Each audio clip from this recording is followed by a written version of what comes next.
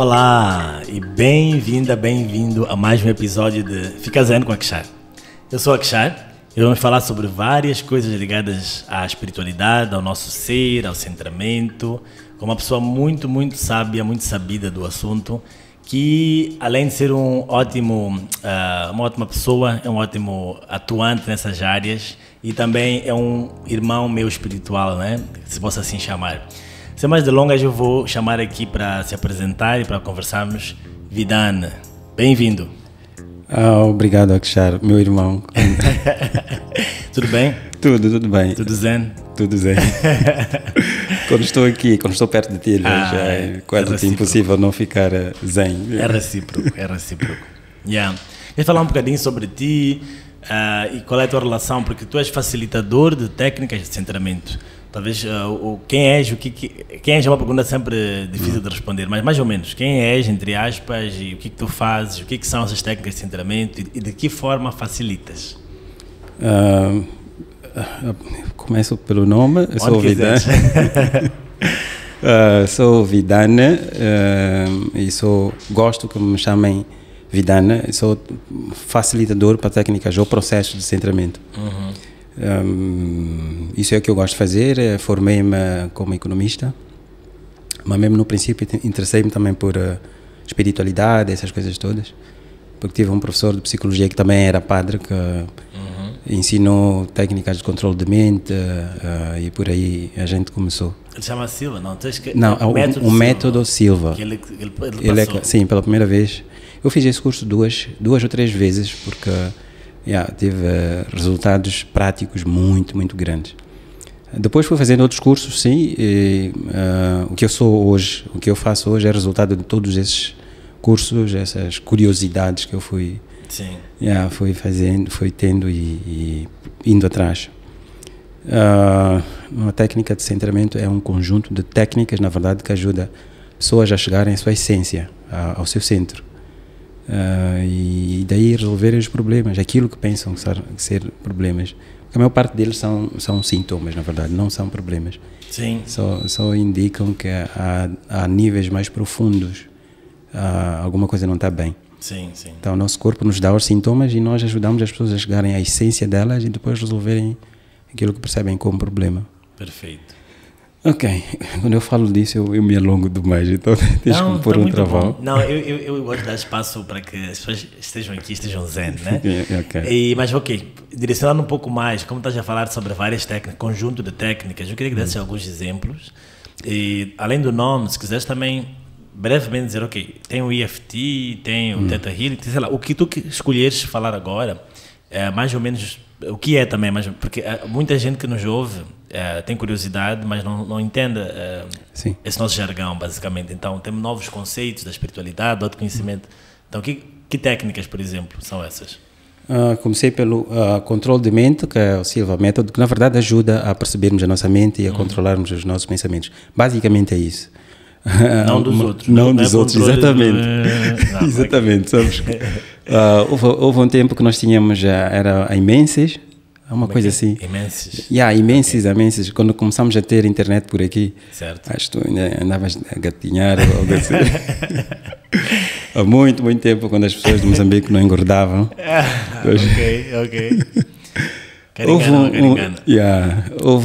Formava-se grupos de debates. Então tu punhas um tema e as pessoas que quisessem contribuir, contestar, iam pondo o texto ali, né? Eu não concordo, eu concordo, coisas assim. E era mais lento do que agora, porque tu punhas o texto e no dia seguinte ou daí a 2 horas tinha portanto era assim, alguém comentava. Então, eu perguntei algo relacionado com lei de atração e coisas assim no Imenses. Apareceu alguém contestar. Eu falei da lei de atração e técnicas de relaxamento, e uma das coisas que me marcou é que a pessoa dizia algo como: tu és o único moçambicano que quer relaxar quando todos os outros querem trabalhar. Uau! Então tivemos um debate em que obviamente estávamos a falar de coisas diferentes. Sim. Mas aquele debate de mais ou menos 20 dias, lembra-te que era pôr o texto, esperar que o outro pusesse. Eu estava lá no início da internet em Moçambique, eu estava lá, já pensava, já era pessoa. Mas depois disso, pessoas viram, porque a gente via, para este tema tem 20 respostas. Então, aquilo teve muito, muito debate entre eu e a tal pessoa. Hoje em dia diríamos que viralizou. Viralizou, exato. Exatamente. Então, muita gente ia para aqueles temas que tinham muitas respostas. Então, alguém viu e contatou-me privado, assim, fora, né? Sim. E mandou-me 10 livros acerca do tema. Uau! Então, foi... Que eram livros físicos na altura? Sim, eram livros físicos na altura. Diga-se de passagem. Yeah. Mandou-te por correio? Uau, ok. Nunca vi fisicamente, somos amigos até agora, mas nunca nos encontramos fisicamente. E falamos ainda acerca desses temas. Então foi a primeira vez que eu abri-me para a espiritualidade de forma tão escancarada, assim, vamos assim dizer. Mas por causa de vamos lá, teve alguma coisa que impulsionou isso ou foi aleatório na tua opinião? Não, ela acompanhou o debate todo e ali falávamos de lei da atração, de meditação, relaxamento, de controle de mente, de muita coisa. Então, acho que ela interessou-se e foi colecionando livros relacionados com aquilo. Sim. Ali vinha sempre o contato por e-mail das pessoas que estivessem... Então, foi por aí que ela entrou em contato e disse, olha, vou mandar-te essa informação. Agora já entendi. Yeah. Eu estava a entender que talvez tivesse acontecido alguma coisa que tivesse feito abrir para esse mundo, mas esteja a dizer que quando recebeste os livros, te abriste então de forma Não. Eu fiz o curso primeiro como meu professor de psicologia. Isso. Então, procurei pessoas aqui em Maputo que estivessem a par disso, que estivessem a praticar também. Queria fazer parte de algum grupo. Sim. Então fui para lá e pus a pergunta, olha, alguém sabe alguma coisa sobre relaxamento consciente, lei da atração, essas coisas todas? Então começou o debate. E depois ela entrou em contato e mandou os livros. Certo? Comecei a ler os livros, depois fiz Raja Yoga, voltei para aqui, eu fiz isso na Beira, a primeira vez. Voltei a Maputo, fiz o curso outra vez, procurei o professor, fiz o curso. Depois entrei para o curso de Raja Yoga, portanto a Hatha Yoga, que é físico, né? Tem Raja Yoga, que é mais etérico, portanto. Sim. Fiz isso, daí começou uma roda viva mesmo. Fui fazer o curso de EFT, Emotional Freedom Technique, liberdade emocional, na verdade. Sim. Fui à África do Sul, fui fazer vários retiros lá, com um grupo de Raja Yoga e individualmente também. Fiz o IMF, que é Electromagnetic Field, trabalha com UCL, Universal Calibration Lattice. Na verdade, nós somos sobreposição de energia elétrica que cria indução, eletromagnetismo. Então, quando nós harmonizamos a nossa energia eletromagnética com a energia eletromagnética do universo, nós estamos harmonizados. Passa a repetição, mas Passa não, a repetição, é porque o mundo é isso, o mundo é quase que redundante e acho que essas coisas também, quando nós descobrimos, afinal é tão óbvio, tão simples, não sabíamos, então essa redundância faz parte. Exatamente, e falaste de uma coisa interessante, essas técnicas são tão simples, que as pessoas não acreditam. Duvidam, né? Sim, nós fomos criados, fomos educados a ter dificuldade para obter resultados. Sim. Então, quando te dizem que simplesmente respirando, prestando atenção ao ar que entra e que sai, tu curas as tuas doenças em 7 dias, a gente não faz, simplesmente assim, porque não acredita, é fácil demais. As coisas, é verdade. Tão simples quanto isso. Fiz então o CL, IMF, fiz o Ponopono, que foi a técnica que também de tão simples, mas deu tantos resultados. É uma técnica havaiana. Havaiana, sim, que na verdade todos os povos nativos têm. Sim. O povo havaiano foi o que levou a luz, mas todos os outros povos têm, mas não está escrito. A África principalmente não escreve, a tradução é mesmo oral, é mesmo pelo Akasha. Sim. Mas a técnica é maravilhosa, é muito simples, mas é muito boa. É assim, sempre que eu ouço uma palavra, eu já conheço, mas que imagino que quem vai ouvir não conhece. Akasha. Tá bem. Pensei que ias falar do Ponopono primeiro. Não, sim, também. O Ponopono é uma técnica havaiana, está explicado em que consiste, mas como introduziste também o Akasha, só para saber que tem mais de uma na lista para traduzir, talvez. Tá bem. O Ponopono, como tu tinhas começado a explicar, é uma técnica havaiana que significa repor o que não está no lugar certo. um bocado parecido com o conceito do karma. Então, o que o Ho'oponopono diz é que há coisas que existem à nossa volta que nós não conseguimos perceber pelos nossos sentidos físicos. Então, o que nós percebemos como incômodo, desequilíbrio, doença, é um sintoma de que a outros níveis alguma coisa não está certo. E como nós não conseguimos agir sobre essas coisas, a gente pede qual a entidade que consegue fazer isso para repor as coisas, harmonizar as coisas. Através de uma oração, uma predisposição para cooperar, co-criar. E basicamente isso. A gente diz, sinto muito, me perdoa, te amo, sou grato. Ao dizer sinto muito, eu digo que eu sinto muito e me perdoa. Na verdade, eu estou a dizer para mim mesmo, para este corpo, que eu sei que tenho responsabilidade com o estado de coisas. O que está a acontecer é de alguma forma responsabilidade minha, consciente ou não. Então digo a este corpo, a este sentir, a este pensar, olha, sinto muito por estar já a passar por isso, me perdoa. Depois digo te amo, porque o amor tudo transcende, o amor desfaz todos os nós. Se alguém que tu admiras vem e te diz a queixar, eu te amo, tu não ficas a questionar o que é isso, porquê, como, quando. Tu simplesmente ficas com vontade de agradar a pessoa que te diz isso. Então, o amor desfaz todos os nós. Depois dizes, sou grato. Mas lembra, estamos a dizer a nós mesmos, estamos a dizer a este corpo que obrigado por me dar este sintoma, esta dor, este incômodo, porque se não me tivesses dado, eu não havia de perceber que a níveis mais profundos eu tenho algo por dar atenção, no mínimo. Sim. Okay? Então, fazes isso, passas boa parte do tempo a resolver, a dizer essas frases, e aquilo que causou, aquilo que tu percebes como problema se desfaz. Magicamente.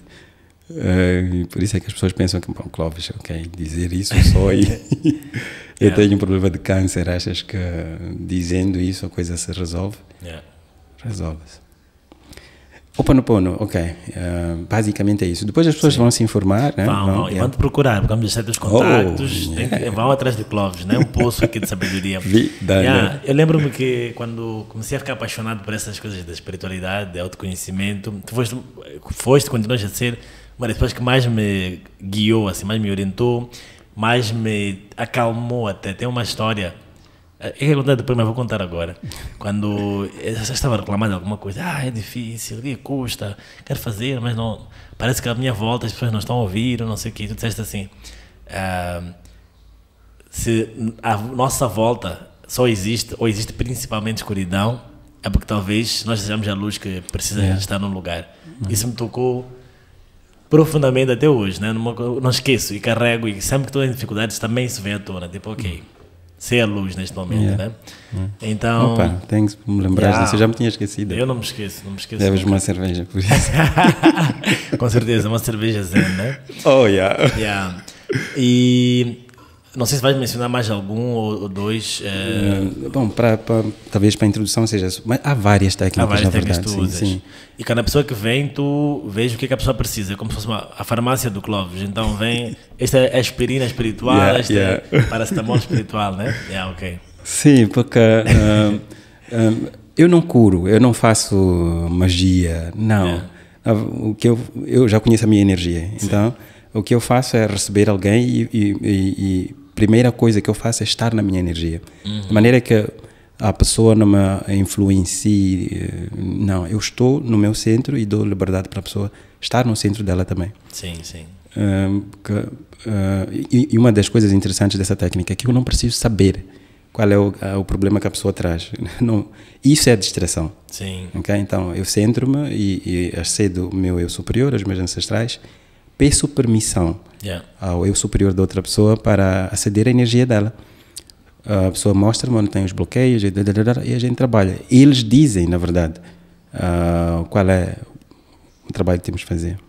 Uau, muito nice. Então, eu não... Quer dizer, aparecem pessoas que querem aprender EFT. Eu ensino EFT. Sim. E há pessoas que dizem, alguém me recomendou. E eu disse, ok, a gente faz a técnica assim.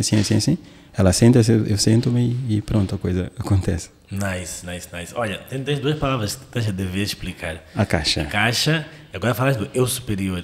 Estou a pensar em alguém que, eu superior. Pela primeira vez. Assim? Existe um eu inferior? Como é que é? Então a caixa. O akasha, na verdade, é uma palavra que não se consegue, eu não consigo traduzir do sânscrito, que quer referir-se ao manancial da informação que existe à volta de todos nós. Não só à volta, mas a nível de ADN também. Mas está relacionado com o planeta em que nós estamos. Agora estamos no planeta Terra, o que pressupõe, porque eu disse agora estamos, que nós podemos nos expressar noutros planetas também. Mas agora, porque prestamos atenção a este, nós nos materializamos neste planeta. Então, a gente vem para aqui várias vezes, né? No processo que a gente chama reencarnação. Voltar a ter carne física. Então, a cada vez que a gente vem para aqui, a gente tem milhentas de experiências. Todas elas são guardadas, são gravadas. A nível do planeta, a nível da ADN, a nível da nossa volta. Esse manancial de informação se chama akasha. Okay? Então, quando a gente vem para aqui, a gente vai para um sítio que chamamos Caverna da Criação, que não é um sítio, na verdade. Nenhum humano consegue ir na condição humana para esse sítio. É mais um estágio. Então, a gente vai lá e a gente vai buscar essa informação. Quando a gente vem para nascer, né? Vai buscar a informação da encarnação anterior, das encarnações anteriores.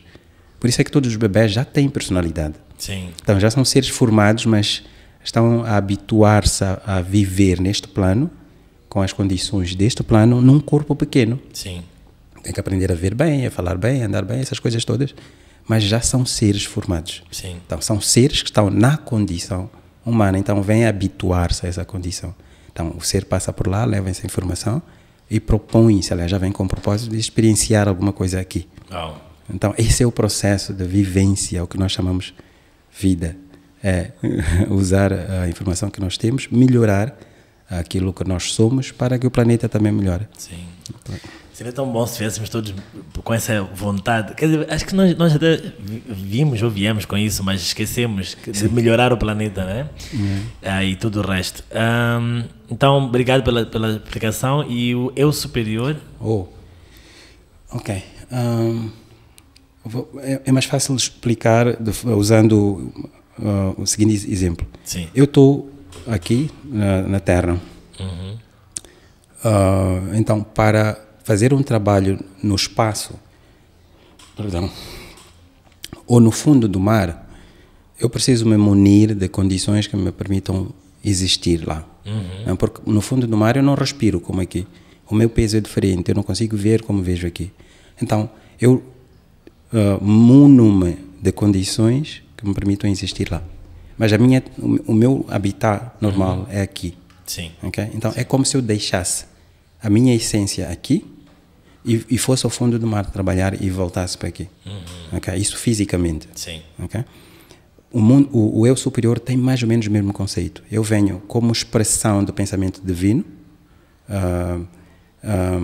Eu percebo o divino como um processo de criação, não como uma entidade. Então, ele tem um pensamento. Ele diz, ele pensa, como é que seria expressar-me no mundo mais denso que existe, o físico, como Deus, mas sob esta perspectiva, portanto, sob a perspectiva de como é ser Deus no mundo físico sem luz. Ok? Sim. Então, eu sou como Deus, sou luz, sou amor. Como é que seria fazer isso? Então, para eu chegar aqui, eu tenho que deixar partes de mim. Então, o pensamento desce um degrau e assume uma das qualidades desse degrau, que é a dualidade. Então, para esse pensamento se conhecer, precisa estar expresso em duas partes, para refletir. Sim. Okay? Mas aqui ainda não está no mundo denso, no mundo mais denso. Então, vai descendo de graus e vai assumindo condições de existência em cada um desses degraus. Está a ser enfadonho? Não, not at all. Nem um pouco. Ok. Porque, pela minha expressão? Não, é que às vezes eu empolgo-me e esqueço-me que este podcast é sobre empolgação, então fica à vontade. Não, está muito bom. Eu estou a querer chegar ao ponto em que tu vais depois correlacionar com o que é um eu superior. Exatamente.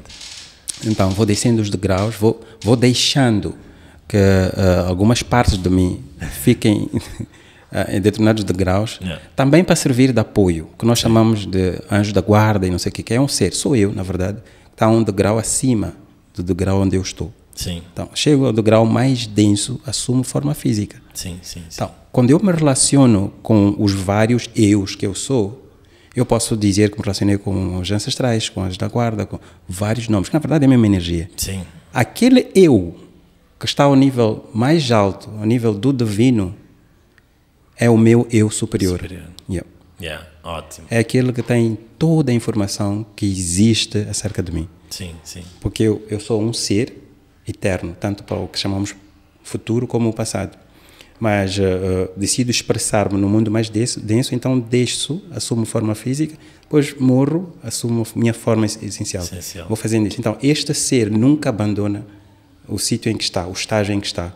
É esse meu eu superior. Sim. Então, quando eu estou no mundo físico, eu quero me centrar, é com ele que eu entro em contato. Muito bom. Uau. Eu costumo dizer que tu ao mesmo tempo das o ABC dessas coisas, mas também é o nível avançado, nível hardcore. Então, keep up, né? Fiquem connosco aqui. Muito bom. Até me falta a pergunta que eu ia fazer agora. Estava na ponta da língua. Ok, vais lembrar. Quando nós fazemos as técnicas de centramento, o que a gente faz é tirar o supérfluo desta vida. Portanto, a nossa aparência. Quando nós começamos a fazer a meditação, vamos para um sítio onde os nossos sentidos físicos não interfiram.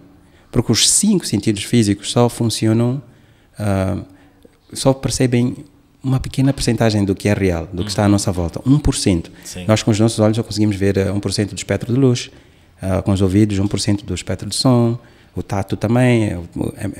Então, para perceber o outro mundo, a gente precisa se desligar dos sentidos físicos, o que significa desligar o cérebro de alguma forma. Sim. Não o pensamento, porque nós nunca conseguimos parar de pensar. Paramos de nos aperceber do processo do pensamento, porque somos o pensamento, mas não porque paramos de pensar. Certo. Okay? Então, quando a gente desliga os sentidos físicos, vai para um sítio onde eu não posso estar aqui a meditar e alguém preparar frango, por exemplo. Meu estômago vai se insurgir. Então, tenho que ir para sítios onde posso ficar com tempo para mim. Então, é como se os meus sentidos virassem para dentro. Yeah? E outros aspectos de mim viessem, o que a gente chama de intuição, sexto sentido, e outros aparecem e dão-me a conhecer o que há para além do mundo físico. Nesse processo, quando eu estou relaxado e estou com os sentidos físicos quase que desligados, dormentes, naturalmente o meu centramento se dá, naturalmente. Exato. Como por uma rolha debaixo d'água. Ela fica lá enquanto eu estiver a exercer pressão. Mal eu largo, ela vai naturalmente para cima. Da mesma forma, para eu estar aqui, eu tenho que, primeiro, para estar de pé, tenho que lutar de alguma forma contra a força de gravidade. Isso. Atrito, inércia, o que quer que seja. Quando eu me deixo estar, não luto contra, deixo que as forças deste meio façam o seu exercício sobre mim, a essência de mim se mostra. Sim, sim. O contrário disso é eu dizer para o universo. O universo inclui pessoa, astros, o que quer que seja, a minha volta faz parte do universo. Então eu digo, olha, eu sou um ser de luz. Eu não discuto com ninguém. A gente diz isso, né? Eu gosto de paz e blá, blá, blá. No mesmo instante em que eu afirmo isso, e quando eu afirmo, eu digo isso em pensamento, através de emoções, palavras, gestos, o meu eu superior abraça esse projeto imediatamente. Então, eu estou aqui, no mundo físico, e ele está aqui, todo grande. Eu digo, eu sou um ser de paz. Ele logo abraça esse projeto e se transforma em paz. O meu trabalho é relaxar e acompanhar esse movimento. Okay? Deixar acontecer. Exatamente. Mas quando eu não faço isso, essa dissonância entre eu aqui e eu aqui cria o tal desconforto. Que se durar por tempo suficiente, cria doença. Sim. Quando eu estou doente, eu não posso fugir de mim, não posso não relaxar.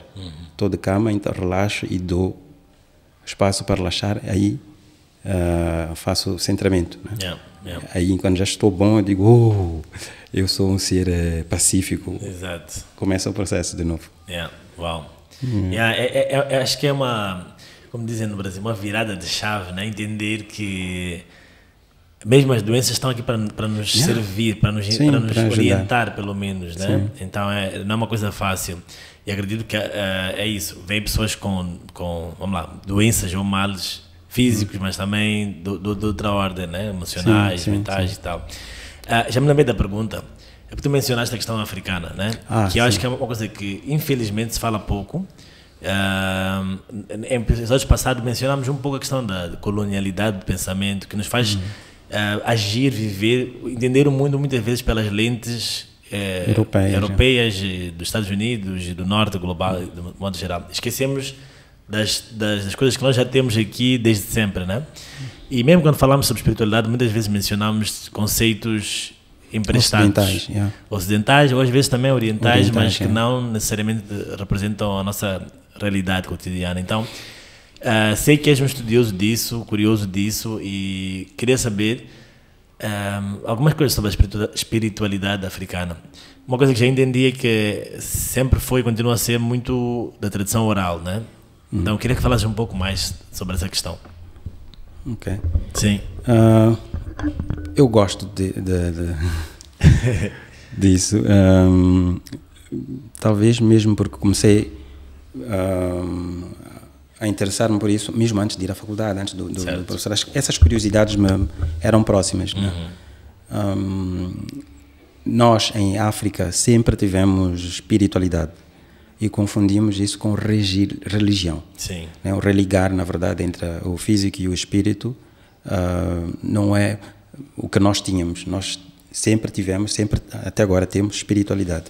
A religião procura explicar, organizar os rituais espirituais. É isso. Sistematizar de alguma forma, exatamente, né? Sim. Que no princípio estava tudo muito bem, até que o ego dos humanos se impôs e começou a dizer, olha, tens que lembrar de mim, tens que não sei o quê, blá, blá, blá. Então, nós passamos depois, tínhamos uma estrutura muito bem organizada, espiritual e blá, blá, blá, mas depois fomos, vamos lá dizer, nós pedimos para ter a experiência colonial. Okay. Isso é mais profundo do que parece. E polêmico. Hein? Sim. E vou explicar assim de forma... Sim.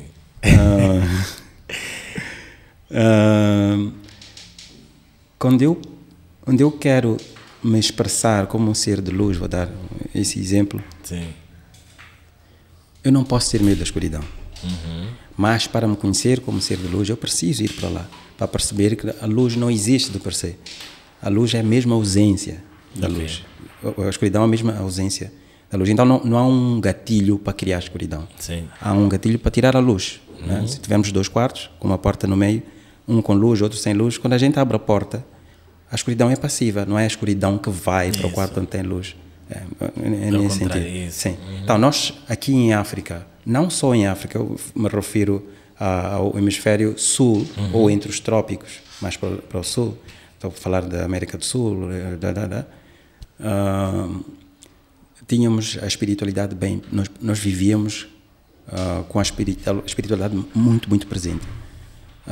Os povos que vinham lá do norte, que eram dissidentes da África, encontraram condições de vida muito agrestes e tiveram que, por força dessas circunstâncias, ficar mais exigentes, mais agressivos, mais racionais, explorar os recursos que tinham, que eram muito escassos. Portanto, um exemplo é o tempo para cultivar a terra lá são 4 meses só, por causa da temperatura. Durante os 8 meses o chão está tão duro, está com gelo, que não se pode cultivar. Sim. Então, em 4 meses, tu tinhas que ter sustento para os restantes 8 meses. E os países deles são pequenos, não têm o espaço que os continentes do hemisfério sul têm. A África tem, por exemplo. Então, depois disso, eles disseram que era para ir conhecerem a África algo, né? Portanto, eles foram, na verdade, atrás dos africanos, porque os africanos foram primeiro para o Ocidente. Foram para lá e mostraram uma maneira de estar e de ser que eles gostaram, e depois foram atrás deles. Então, foram os africanos que decidiram, ok, eu sou luz, eu quero me conhecer através de outra perspectiva, quero assumir a dualidade. Né? Então, pedimos para, sendo bons comparativamente, e isso também é subjetivo. E também é polêmico. Não? Polêmico, sim. Conhecêssemos o reverso do que nós somos. Então, o processo de colonização foi, na verdade, um processo de autoconhecimento da África. Okay?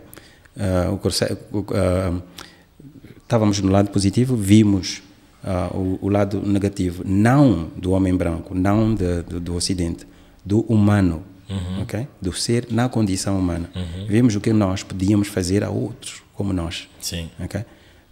E nesse processo que durou mais ou menos 500 anos, controverso, colonização e escravatura, durou mais ou menos esse tempo, os nossos ritos espirituais foram conspurcados, vamos assim dizer. Era a responsabilidade dos mais velhos cuidar pelo bem-estar da família e muitas vezes para fazer isso eu tinha que largar os meus ritos espirituais, ser assimilado à África, em Moçambique, Angola, houve esse processo. Mas a espiritualidade não desapareceu porque nós já ignoramos durante 500 anos. Ela ainda está ali, né? Sim. Sim. Ou às vezes fomos forçados também, né? Porque além da questão da responsabilidade, se possa acrescentar, a questão do sequestro, está nas pessoas do continente para fora, né? Então, muitos talvez podem ter escolhido, ok, vou me dedicar a proteger minha família, mas outros não tiveram escolha e foram saqueados como se fossem mercadorias já. Sim. Então, vamos tentar encurtar isso. Os seres espirituais, e todos nós somos, né? Nós somos, e é engraçado quando os curandeiros aqui dizem, tu tens espírito. Dizer, nós somos espíritos, né? O que eles querem dizer, na verdade, é que há outros espíritos com índole diferente da tua que estão a obsediar. Sei que ser obsessores. Mas isso era uma... Mas estão obcecados por ti. Literalmente. Então, os que tinham a responsabilidade de transmitir a informação dos espíritos, os canais curandeiros, passaram esses anos todos, 400, 500 anos, sem o fazer. Ou porque estavam fora da família, estavam no Ocidente, e sempre que manifestassem aquilo eram levados ao manicômio, à psiquiatria, não sei o que, ou estavam aqui, mas não tinham espaço para fazer isso. Okay? Fazendo forma oculta, talvez. Sim. Então, por causa disso, durante muito tempo a África não expressou a espiritualidade. Okay? Forçámos-nos a aprender acerca de outra cultura e esquecer a nossa. Ficamos perfeitas negações de quem nós somos e péssimas cópias do que eles são. Gostei muito. Ainda estamos... Não, deixa que repetir essa frase. Vamos lá. Gostei muito. Somos... perfeitas negações de quem somos e péssimas cópias de quem eles são. Na verdade, nós hoje queremos falar bem a língua deles, queremos falar melhor do que eles, queremos visitar os países deles, queremos vestir as roupas deles, queremos fazer coisas absurdas. Defender a espiritualidade que foi importada em detrimento daquilo que é nosso. Sim, achamos hoje em dia que é do diabo, que é, né? Sim. Estava a dizer, então, os canais dos curandeiros não tiveram o upgrade, vamos assim dizer. Estou aqui eu já a falar de sistemas de software. Do que é a africanidade. Né? Então, quando aparece hoje um curandeiro na família, e todas as famílias têm, nós escondemos, mas todas as famílias têm uma pessoa que tem esse poder mediúnico, né? Que pode expressar como um curandeiro, da ndomba, ou de outra forma, porque é uma energia que precisa ser expressa, não é que tem que expressar só de uma forma. Não, pode... os espíritos foram seres, o que nós chamamos de espíritos, são seres vivos, então é possível conhecer a palavra, a maneira de expressar deles e dizer, olha, sim, eu vou fazer o trabalho que vocês querem, é uma honra para mim, mas eu tenho a vida, vocês querem se expressar através da minha vida, então deixem-me fazer. Há um meio termo, né, que se pode encontrar, e eu estou a falar disso por experiência própria, porque eu estou a liderar processos assim, né, de centramento, mesmo para curandeiros, mesmo para pessoas que deviam ir a Ndomba e não vão. Ndomba, para explicares? Ndomba é palhota, assim.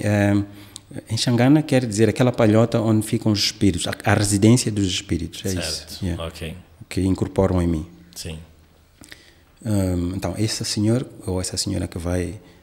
deixa-me dizer antes que essa coisa, o espírito escolhe alguém da família de 2 em 2 gerações. Geralmente, de 2 em 2 gerações, alguém aparece e tem... Né, e podem aparecer várias pessoas, na verdade.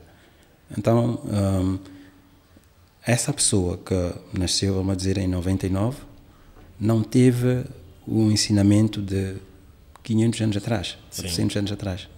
Então, vai se expressar segundo o seu filtro. Okay? Os espíritos não vêm, de repente falam coisas, não.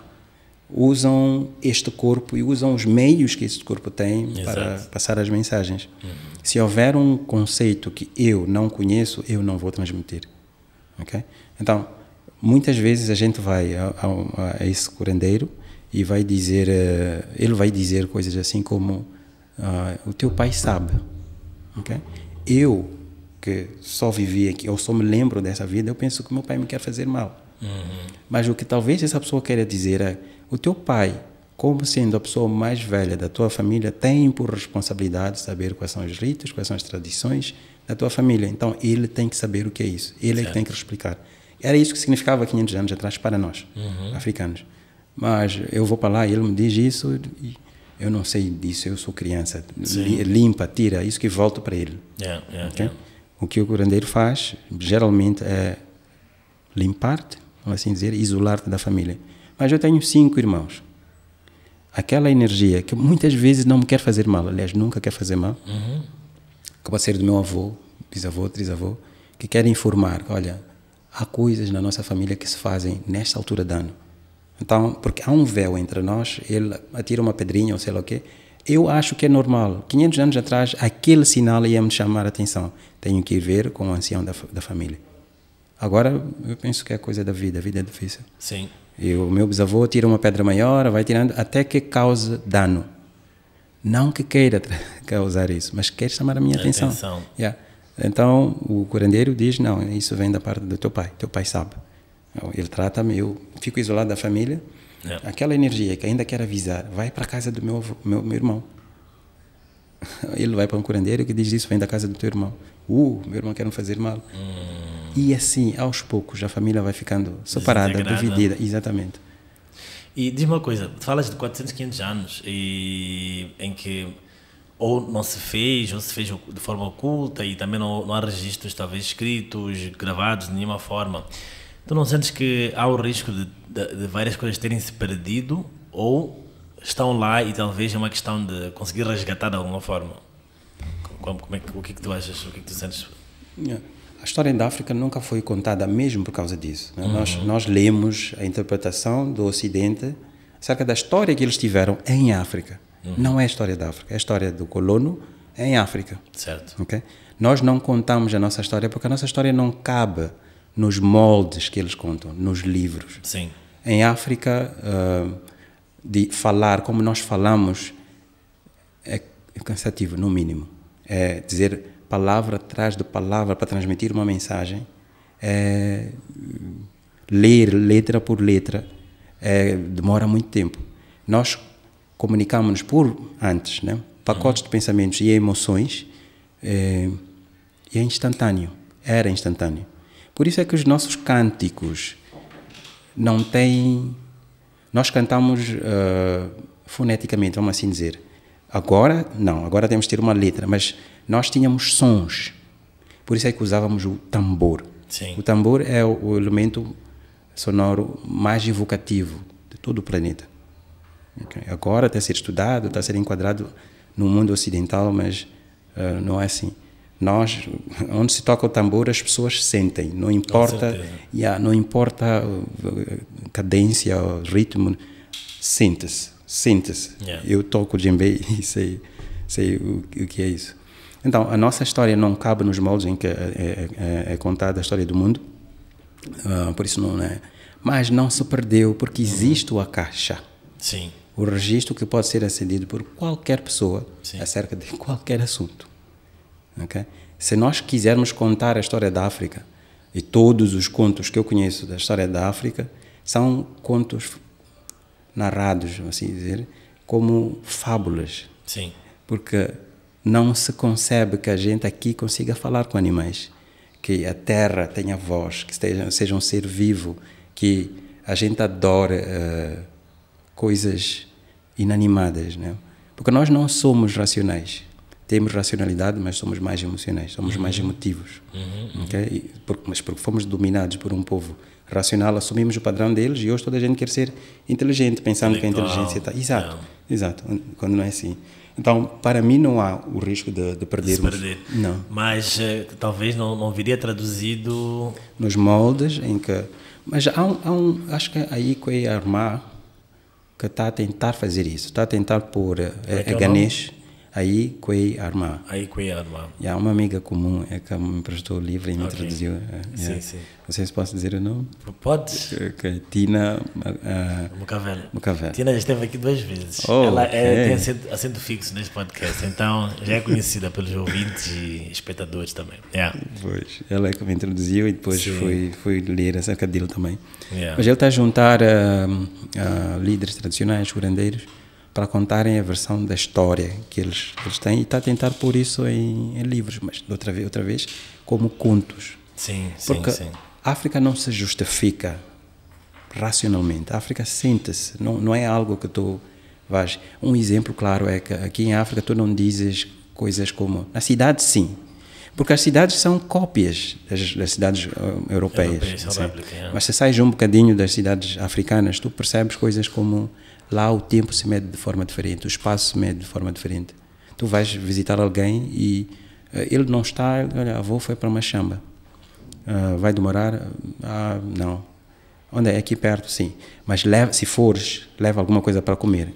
Então já percebes que é longe. Sim. Okay? Dizem coisas como, quando chegar à altura, isso se vai fazer. No mundo ocidental, tu tens local, tens hora para marcar o encontro. Sim. Okay? Mas aqui não. Aqui, quando o teu coração estiver em paz, o assunto que tu queres resolver, se vai resolver. Muito belo. Então, essas coisas não cabem para uma mente racional, não se justifica. Eu quero resolver esse assunto e tem que ser hoje, porque eu tenho que mandar um e-mail para não sei o que. Mas enquanto não estiver bem, a coisa não acontece. E há muitos entraves, há muita confusão e... Sim. Eu tenho uma pergunta. Você falaste várias vezes a palavra curandeiro e tal, e parece que é um medo assim generalizado por parte de nós mesmos aqui. Talvez quem cresceu mais na cidade, não sei o quê. Será que consegues talvez desmistificar um pouco essa palavra, esse conceito, para quem está a ouvir e talvez possa estar com receios, tipo, curandeiro por quê? Isso acontece outra vez nas cidades. Fora, a nossa maneira africana de viver, o curandeiro é parte da família. Todas as famílias africanas têm um médico tradicional chamado curandeiro, que tem por função, na verdade, resolver os problemas em que estão envolvidos, em que esteja em questão os que estão fisicamente presentes, portanto vivos, e os que já não estão. Então, ele lê os sinais do tempo, do momento e diz, olha, se isso está a acontecer assim, provavelmente é por causa disso, e ele faz a intermediação. Agora, nas cidades, porque nós crescemos longe dessa realidade, a primeira coisa que acontece é que não conseguimos ler os sinais dos tempos. Então, temos um ou outro dicionário para os eventos que a gente tem aqui. E linguagens como, o teu pai sabe, o teu avô, e blá, blá, blá, blá, blá, criam desunião. Sim. O curandeiro da cidade vai invocar o meu trisavô, mas não vai condicionar a canalização dele. Só vai e aparece o meu trisavô. A primeira coisa que vai acontecer é que ele vai expressar a vida mais marcante que ele teve. Não há de haver aquela vida... Não. Aquilo que mais lhe marcou é o que há de aparecer. E o que é que marcou a África durante 500 anos? Ódio, zanga, morte, colonialismo, blá, blá, blá. E é isso que eles expressam. Tem essa zanga. Por isso é que se diz, num mundo mais espiritual africano, é que os nossos ancestrais precisam ser lavados. A zanga que está neles precisa ser transmutada. Então, eu que não sei nada disso, que tenho 28 anos, que não consigo namorado, não consigo trabalhar, não sei o que, a vida está toda torta, aparece um tio que diz, olha, fulana, isso aqui não se resolve no hospital, com médicos, não. Vamos lá, conheço um xé, vai tratar de ti, conheço um curandeiro que vai tratar de ti. Eu vou para lá e a primeira coisa que me acontece é que aparece o meu avô dizer que eu trouxe um senhor aqui que morreu na vossa casa, então eu quero, para me vingar, eu quero uma mulher. Então, teu bisavô deu a mim, a ti. Sim. Ok, está bem, resolve isso. Mas no mês a seguir começa a ter as mesmas coisas. Vou para o curandeiro. De repente eu tenho uma vida que não sai do curandeiro. Só estou a pôr dinheiro ali e as coisas não funcionam por uma semana. Por quê? Porque esse canal, esse curandeiro, não teve a formação de vida durante o tempo em que ficamos aqui colonizados. Então não houve update, como se diz em atualização acerca dos nossos processos rituais. Então as pessoas que cresceram no mundo ocidentalizado desconhecem o mundo africano e por isso rejeitam. Hoje, embora a maior parte das pessoas vá a curandeiros, esconde, tem medo de ser visto, vai à noitinha, mas vai lá resolver os problemas. E as pessoas que não vão são geralmente pessoas de famílias grandes, que já fazem, mas ao nível das matronas, dos avós. Há um avô que mantém a tradição e erra porque não passa para... Então, gerações vindouras. Exato. Sim. Não, podes terminar. Eu que nunca fui, não sei o que é isso, quando me falam eu logo rejeito. Sim. Mas a gente se esquece que um dia nós vamos ser ancestrais. Yeah.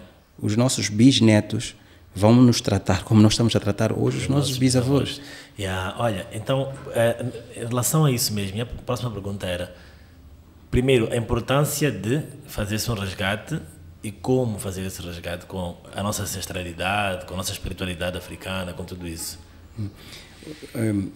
Tipo, eu quero começar agora, ouvir essa conversa, fiquei interessado, o que eu faço? Podes fazer a nível da tua família. Há sempre alguém, um tio, uma avó, blá, blá, blá, que geralmente são as famílias da cidade, são os chamados feiticeiros curandeiros. Ok. Aqueles que dizem, ei, não vamos para a casa do tio tal, quando vamos para lá alguém morre, quando vamos não sei o que, blá, blá, blá. Se nós formos para lá centrados e pedirmos ajuda, muita coisa se vai revelar. Ok. Muita coisa a nível individual. Muita coisa vai... Nós hoje não sabemos o nome do nosso bisavô. A maior parte de nós, jovens, não sabe o nome do nosso bisavô. Eu sou um deles. A maior parte de nós não sabe. Mas nas nossas tradições, sempre que a gente vai fazer orações africanas, Sim. Um dos princípios é citar o nome do nosso avô, bisavô, trisavô, quem nós soubermos, e pedir permissão. Porque as nossas tradições, os nossos rituais, não envolvem batuques. Esses rituais. Como há na missa da Igreja Católica uma missa de galo, há missas importantes. Mas aquelas missas africanas, na verdade, é fazer uma festa. Sim. E dizer, nasceu fulano tal. Há uma pessoa na família que chamamos a mão ungida. Portanto, é através dessa pessoa que se faz a comunicação com os que já se foram, do outro lado do véu. Essa pessoa é que diz, nós somos fulanos de tal, queremos falar com fulano tal. Vimos em paz, por favor, vamos conviver em paz. Nesta família, nós estamos aqui, nasceu fulano tal, morreu fulano tal, casou fulano tal, nós queremos isso, por favor, isso é o suficiente para vocês, a família africana, ter paz. Mas agora, quando o que tem mão ungida faz uma cerimônia, no dia seguinte, um neto vai fazer a sua cerimônia, um sobrinho vai fazer e vai citar os mesmos nomes, vai falar coisas deles. Assim a gente não consegue ir a seguir. Cria-se um caos. Sim, Cria-se um caos. Quando a gente não faz para algumas culturas o que nós chamamos lobolo, os netos dessa família são, vamos dizer, abençoados por quais ancestrais? De que família? Quando eu estou a fazer o lobolo, por exemplo, eu estou a dizer, olha, essa menina que... Vais definir o lobolo também? Porque há pessoas do Brasil a ouvirem, de Portugal, até de Macau, costumo ver que ouvem esse podcast, então... Sim, o conceito de lobolo é as meninas que casam na cultura patriarcal precisam que seja definido qual é o nome que vão usar. Okay? Então, a partir daquele lobolo, a gente diz, olha, esta é nossa filha. Nós agora autorizamos que o vosso nome, a vossa família, tome decisões sobre ela. Não a estamos a vender. Estamos a apresentar esse novo membro da vossa família. Porque em África nós não casamos duas pessoas. E o lobolo é o nosso casamento tradicional. Nós casamos duas famílias. Então, há um senhor que é obrigado a tratar de tio a outro senhor porque duas pessoas se conhecem. Então, para que essa relação seja harmoniosa, é preciso que as pessoas dessas famílias se conheçam. E em África, as pessoas da família não são só os viventes, fisicamente viventes. Nós convivemos com os nossos ancestrais. Então, temos uma cerimónia para dar um cunho físico para os fisicamente presentes e para os que não estão fisicamente presentes se conhecerem. Okay? Então, se a gente não faz... Cada cultura africana tem ritos para nascença, para passar para a fase adulta, matrimônio, para a morte, tem tudo. Mas nós não conhecemos. Nós estamos a fazer coisas de outros povos. Sim. E é mesmo por causa disso que hoje nós temos a nossa espiritualidade como está. E o mundo espiritual é onde tudo acontece, na verdade. Só se materializa no mundo físico, mas antes está no mundo mental, etérico, no mundo emocional. Tudo que nós vemos, tudo que nós sentimos com os nossos, foi antes pensamento de alguém. Tudo. Tu tens esperanças que isso vai melhorar? Bem mesmo. Por isso estás aqui, né? Olha, sim, uma das coisas que a gente vê como sinal disso é que os jovens de hoje já querem dar nomes africanos aos seus filhos. Certo, é verdade. Isso é uma tentativa de resgatar, verdade. Ainda muito tênue, é verdade, mas já estamos a usar nomes africanos que nos dizem mais do que o Clovis que eu tenho, por exemplo. Okay? E o Vidane tem um significado, o teu nome Vidane. Sim, o nome é Clovis, mas a minha avó, que Deus já tenha, quando me quisesse pedir favores, chamava Clovito, então ficou Vito. Sim. E aqui no Sul nós temos por hábito adicionar o Ane ao fim dos nomes, ou Anhe. Sim. Então, Joaquim Ane, João Ane, então ficou Vituane. Sim. Então, Vituana para Vidana. Foi um deslize. Um deslize. Ok. Muito nice. Okay. Clóvis, eu queria sugerir uma... olha, agora voltei para o Clóvis. Vidane. Queria sugerir uma pausa para a meditação agora. Pode ser? Pode ser. Então, só pedimos todo mundo que nos acompanha para colocar-se numa posição confortável, seja ela qual for, né? E começar a ganhar consciência, tomar consciência do próprio corpo, por dentro, por fora, no espaço onde se encontra, de tudo que está dentro e tudo que rodeia também. Eu vou passar a batata quente para ti e pedir para continuares com a facilitação da meditação. Ok. Vamos primeiro prestar atenção ao ar que entra, numa respiração profunda. E ao expirar, vamos relaxar por completo todo o corpo, Mais uma vez, inspirem profundamente. Relaxem, expirando. Imaginem agora que do centro do planeta Terra, da Mãe Gaia, sobe um raio de luz dourado. E entra pelos vossos pés e com uma inspiração, puxem essa luz por todos os vossos ossos. Até chegar ao crânio. Ao expirar, deixem essa energia descer pelas vossas glândulas, pineal, tiroide, timo, pâncreas, testículos para os homens e ovários para mulheres. Inspirem da mesma energia e deixem essa energia banhar o chakra básico, umbilical, estomacal, cardíaco, laríngeo, terceiro olho e a coroa. Na coroa, prendo a respiração e deixem a energia girar no sentido horário. Prendo a respiração, deixem essa energia fortificar. Ao expirar, deixem a energia descer em espiral, volta de todo o vosso corpo, até chegar aos pés. Mais uma vez, inspirem e banhem todos os ossos de ouro. Expirem e banhem todas as glândulas. Inspirem e banhem todos os chakras. E na coroa, prendo a respiração. Segurem e deixem girar no sentido horário. Expirem e deixem descer em espiral à volta do corpo.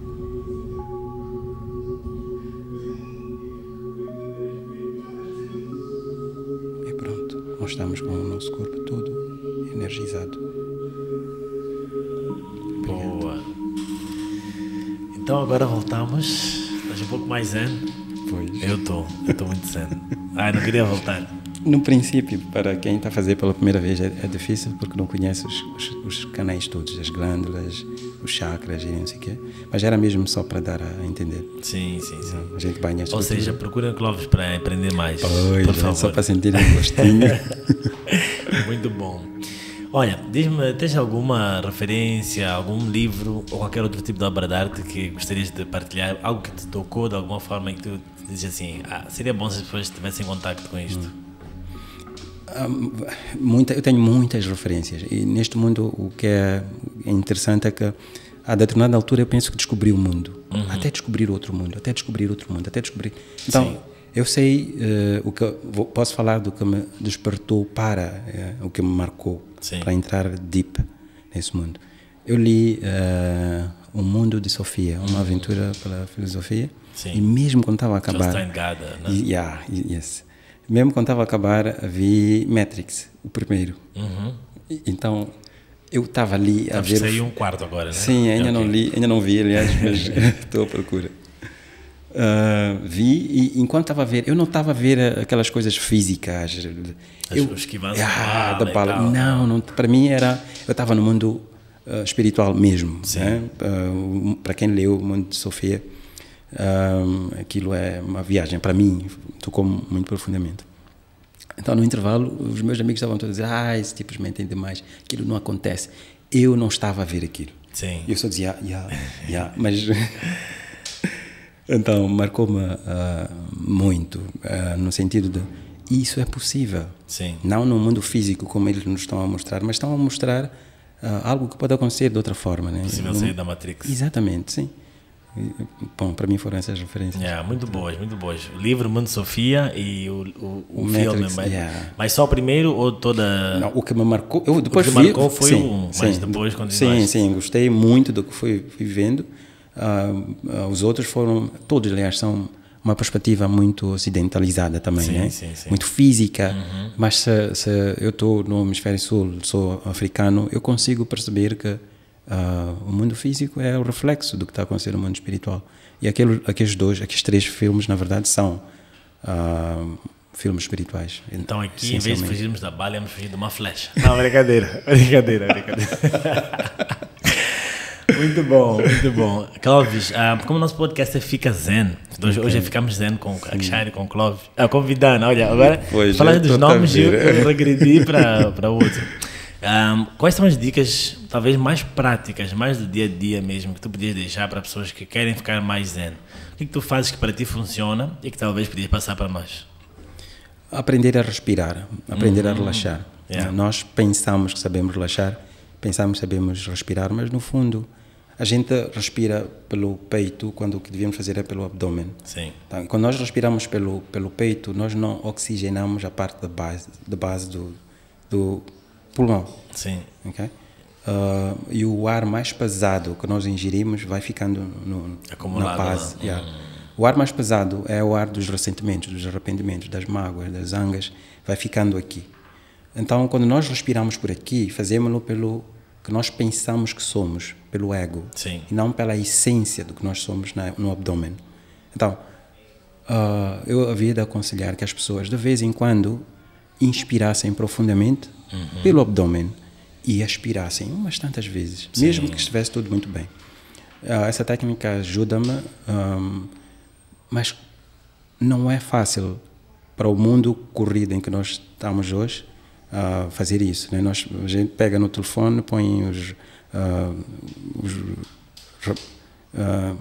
no calendário os lembretes. Os reminders, sim. Mas se eu estou no meio de uma reunião, eu vou desligar o lembrete. Se eu estou bem... Então, o que eu fiz foi, logo que chego ao serviço, ao lugar onde eu vou, bebo muita água. Muita água. O que me obriga a ir à casa de banho. Esteja onde eu estiver, se eu tenho que ir à casa de banho, eu vou. E quando eu vou à casa de banho, fico lá mais alguns segundos fazendo esse exercício. Sim. Inspirando e expirando. E o nosso corpo faz isso automaticamente. Sempre que eu estou angustiado por tempo demais, o meu corpo se rebela. O meu corpo sozinho inspira. Inspira. Aqueles suspiros de gente apaixonada ou desesperada. Isso aí é o corpo a tentar se autorregular, né? Exatamente. Tipo, já que não me ajudas, deixa eu fazer. Deixa eu fazer.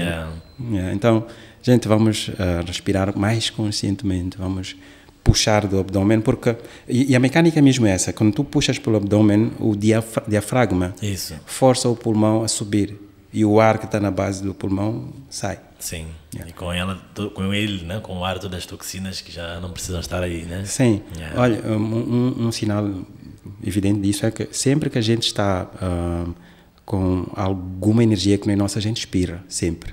Ok. Os nossos médicos tradicionais fazem o mesmo, sempre que estão ali para fembar é... Eu entendo, mas como é que sim, isso tem que explicar. É através de um canal, um curandeiro, encontrar energias dissonantes. Eu vou para ti e procuro ver onde é que estão os bloqueios. Sim. Okay? Quando eu encontro, eu os prendo com a respiração. Quando eu os quero soltar, eu faço sim, e ele sai. Certo. Então, o que nos mantém, o que nos faz vivos aqui, presentes, é a respiração. Quando alguém desfalece, a primeira coisa que a gente procura saber é se tem sinais vitais. Sim. E qual é o sinal vital principal? É a respiração. Então, quando nós queremos estar relaxados no momento presente, a gente prende a nossa atenção no que nos faz presentes, a respiração. Ótimo. Que ótima forma de explicar e também de concluir quase, né? Infelizmente vamos ter que continuar essa conversa no outro momento também, mas foi muito bom. Acho que despertaste muita curiosidade sobre várias coisas. As pessoas agora estão a dizer, estou cheio de TPC, né? Trabalho para casa, tem que ir atrás dessas coisas, né? E aprender mais. Então é para isso que nós estamos aqui, para provocar essa curiosidade, no mínimo, né? Como é o mundo de Sofia, lembrar-nos que nós nascemos, crescemos curiosos e começamos a perder essa curiosidade positiva, né? Só nos interessa outros tipos de fofocas e tal, mas que as principais coisas seriam essas a buscarmos. É isso, eu queria te agradecer do fundo do coração por teres aceito de braços abertos o convite, estás aqui e partilhares um pouco da tua imensa sabedoria, tua sabedoria akáshica. Então, vem mais vezes, tá bom? Sempre que estiver aqui. Então, Vidane, muito obrigado. E também aproveito agora para os agradecimentos gerais. Agradeço ao estúdio ER Fitness Shop por nos receber e também ao In On The Track pelas músicas que acompanham ao podcast. Pelo agradecimento ao Átila César pela gráfica, pela imagem que ele cria, que acompanha também este podcast. E por todo mundo que eu deveria esquecer agora, e para os nossos ouvintes e assistentes, e fiquem bem. Antes de fechar, eu queria agradecer a ti. Sim. Esse encontro foi providencial. Né? Eu estou aqui, provavelmente viaja muito pouco tempo. Sim. Tu também. Eu também. Sim.